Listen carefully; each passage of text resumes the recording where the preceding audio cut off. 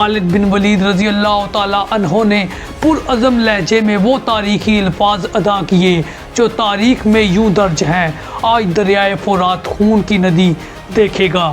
دوستوں، میدان جنگ کی فضائیں اس وقت ساکت تھی۔ دونوں فوجیں ایک دوسرے کے مقابل صف آرا پہلے ہی ہو چکی تھی۔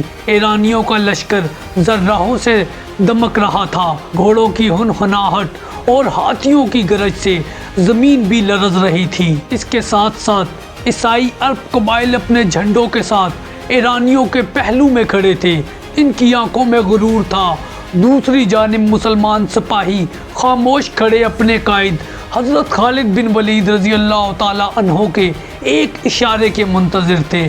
خالد بن ولید رضی اللہ تعالیٰ عنہ نے سب سے پہلے اپنی صفوں کا جائزہ لیا، ہر مجاہد کی آنکھوں میں جھانکا اور بلند آواز میں کہا: آج یہ زمین فیصلہ کرے گی کہ حق کے ساتھ کون ہے۔